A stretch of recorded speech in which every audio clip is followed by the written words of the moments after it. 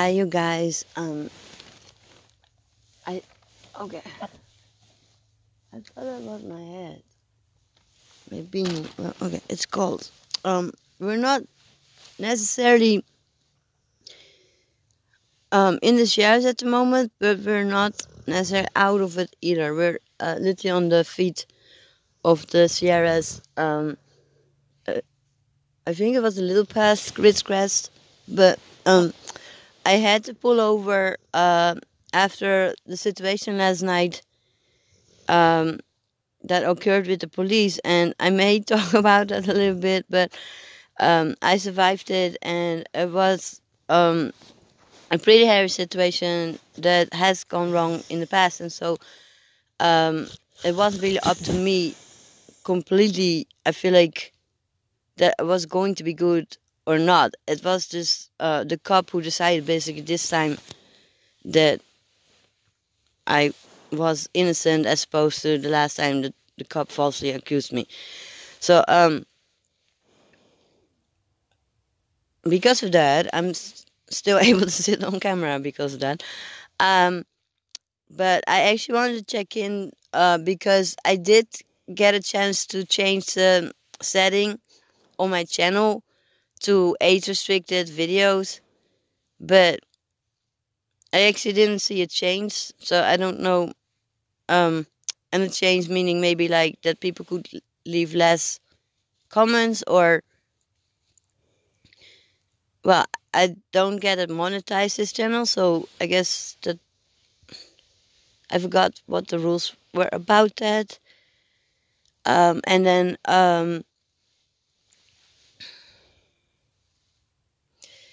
my channel still exists. So, but then again, it's not January yet, and that's, I believe, when the regulations are being implemented a little bit stricter. There may also still be some miscommunications about or misunderstandings. I've been keep trying to watch some legal videos to be able to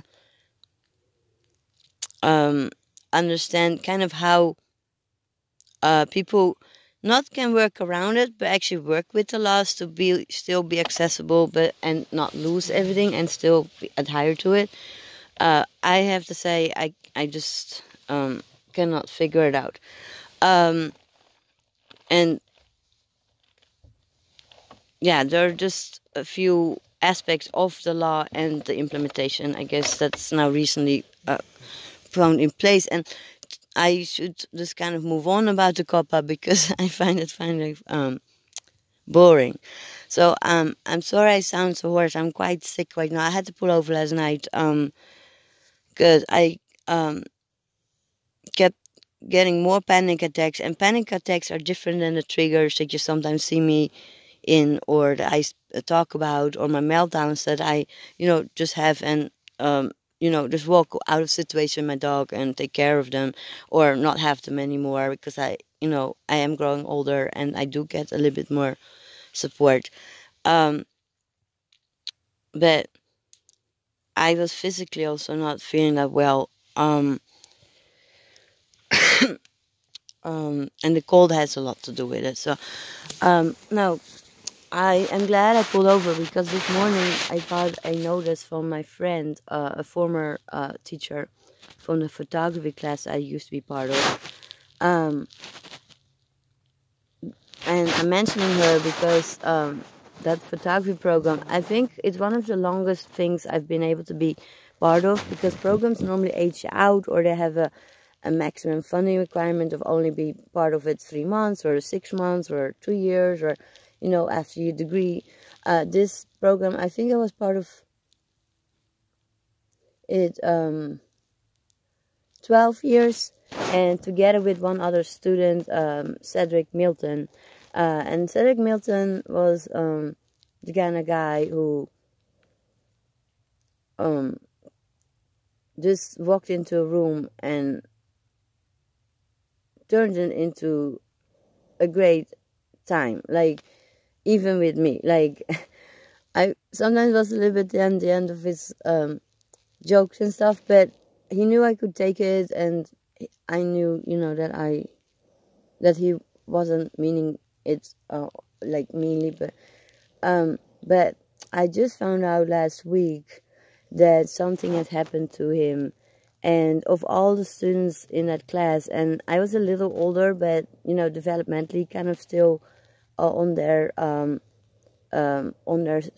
pace. So that's why it was such a great match actually for me to be there to practice those skills, and not just to practice, but actually really build relationships with all our issues, because that's what was set up for, and to use photography and film and multimedia as a tool to communicate. And guess what? I'm really, really great at that. So that strengthened then my ability to build relationships, which till today really remains a lot of like troublesome issues. The people who are hanging in there with me are really the most patient and loving people. Like yeah, I would not have been able to maintain relationships, basically. It doesn't mean that I work a lot in them and that I, almost go over it. So that's also kind of a bit of, issue that I have to work on. The loss and attachment issues. But I have been able to use photography really as a way to better connect with people, to better express myself, and it does connect people on their own level in the way that they are having their experience in their life with what I addressed in my art. So Cedric was indeed really the leader in that class, and I was happy to take the second and third or fourth, because there's just a group of us that's been there that all entire time mostly, and so that was sort of like the core of the group. And I found out three of them, and they're again a little younger than me, and I can only imagine when I was just beginning 30s that to hear this kind of news. And in fact, we did hear that kind of news in 2008, and I don't know, I don't think I was 30 yet, I'm not sure.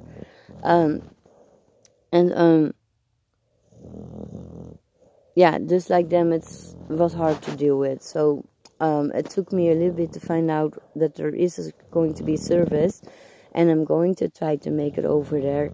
But I'm going to be kind of scared because I have so many issues right now after all that stuff what happened to me and the traumas. I'm just having a lot of trouble attending any large group functions, and let me tell you, this is going to be well attended. Cedric was famous. Like, even people from my work, not from the photography class, not from school, but from my work, know him from things. Like, it's like, yeah, and then everywhere, basically. Because if I had to call and think of all people, and I found out partly that he was fatally hurt in his house, in a shooting incident, and it sounds like it was very personal. And so again, it's just kind of hard because he also identified partly as transgender, as a transgender sister. He was really good in like cross-dressing. Like, he could just like you wouldn't recognize him when he would walk in. You would not know. Like, he was just gorgeous. That was him and not her. Like, and I think he often went to by she was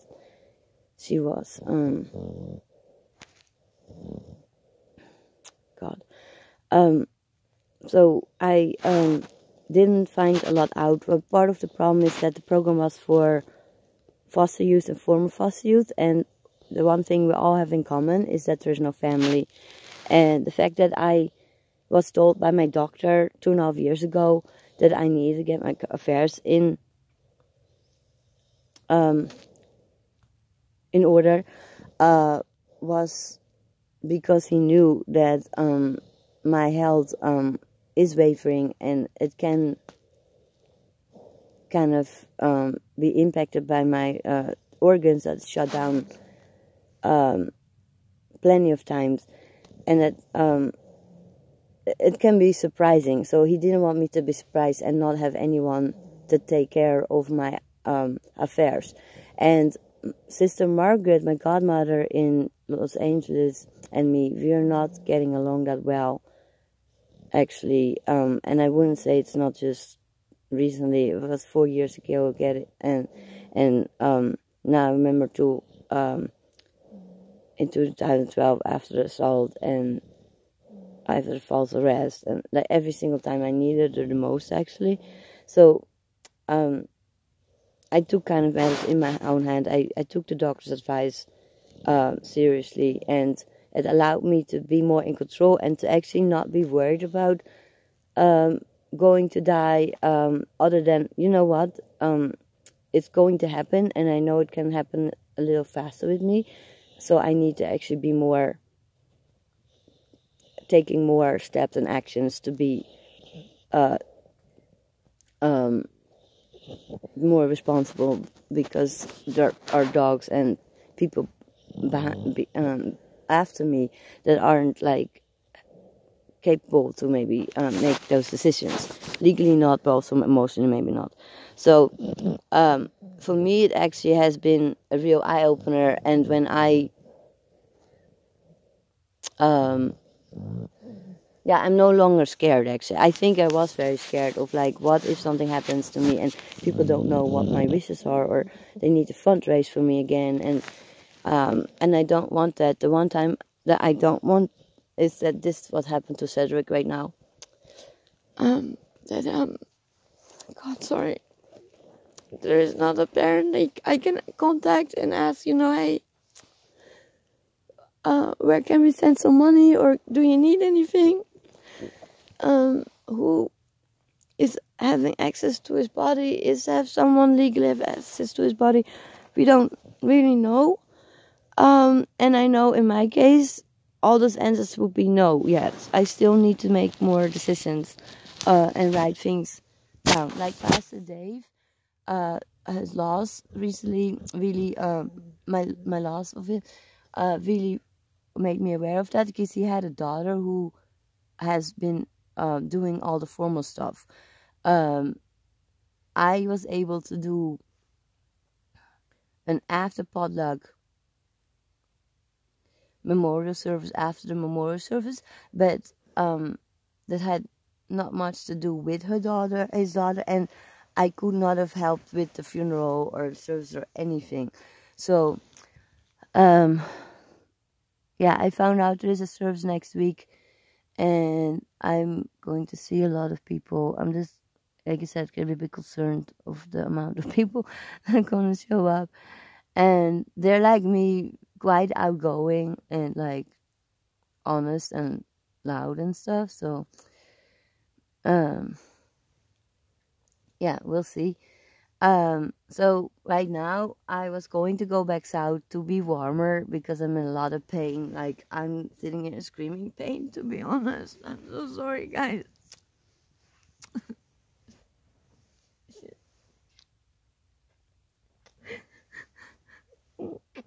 My baby is sleeping here because she's cold. And maybe we can see her. I don't want to wake her because she forgets it's cold, and then she's on the other blanket, because she always she kind of makes this sleeping bag all the way go up, and then the duck flies in the air. I don't know if you saw the duck. So oh, anyway, you can't see me. I'm so sorry, guys. I really hope my channel is not going to disappear, or that people have an opportunity to get another channel or whatever. I don't know how that works. If they delete your channel with YouTube for the Kapalas, or after they find it not, like, I don't know. It has something to do with the advertisements, like raising, like, funds enough through advertisements, or however they have YouTube going. Again, I'm so sorry. I'm kind of a mess. That's why I would like actually log on live right now. But I have to kind of decide where to go next and not to go south. But again, anywhere from here, and here it's still too cold, towards the coast it's gonna be more humid, and I'm already barely able to even now. I don't know if I hope I'm not gonna fall asleep while I'm talking. Sorry, actually, if I do, it would actually be great because I'm in so much pain. Here's my little baby girl.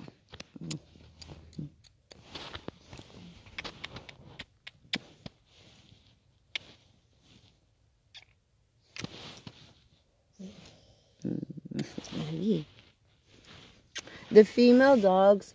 Oh, what am I doing? The female dogs always want to sleep next to me, and she's actually attached, always literally attached to my hip, either with her butt or like her shoulder, or like now her mouth. Oh, mamacita. So.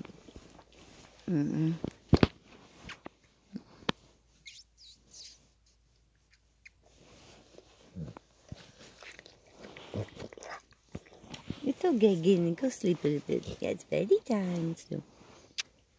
Once you wake up, it's gonna be kind of like need FOOD and go OUT again. And again, she understands those words very well. It would move her sort of. No, actually, it wouldn't. Is to wake up, it just tells me, and I'm like, no. Yeah. Go, lay down. Yeah. Yeah, you always live first time up there. Yeah. So, as I mentioned before, I'm sorry for the people who haven't heard this before, either from other videos or from my second last video, the one with the cat. I have been trying to deal with Pastor Dave's loss.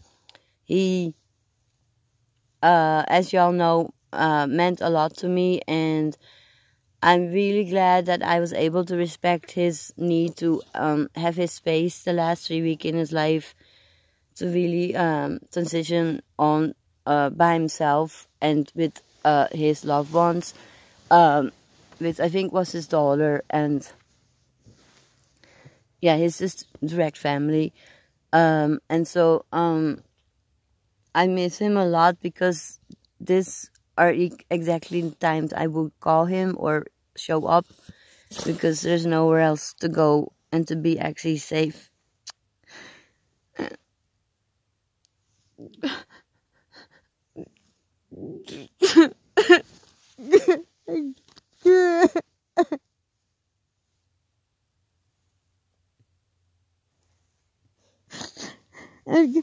I kind of should go and do another video soon because I'm not so good in talking and crying at the same time. I love y'all, okay? Let me take care of the doggies for a minute. I'm sorry, I miss them so much, and people don't know that people like Sister Margaret are actually kind of hurtful. Oh, even though not on purpose, but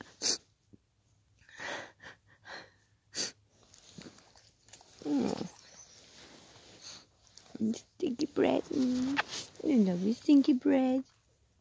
It's okay. I don't cry much like that. I've been yelling a lot. So I've been trying to get help for that. But again, they're gonna send me back to Stanford, and I'm like, dude, I can't afford to wait that long. There's a reason, again, why I'm sitting stuck in this car. Both physically and, trauma-wise. So, I'll talk to you soon. Thank you so much, okay, guys? I hope y'all not too cold, because, it makes a big difference for me. Take care.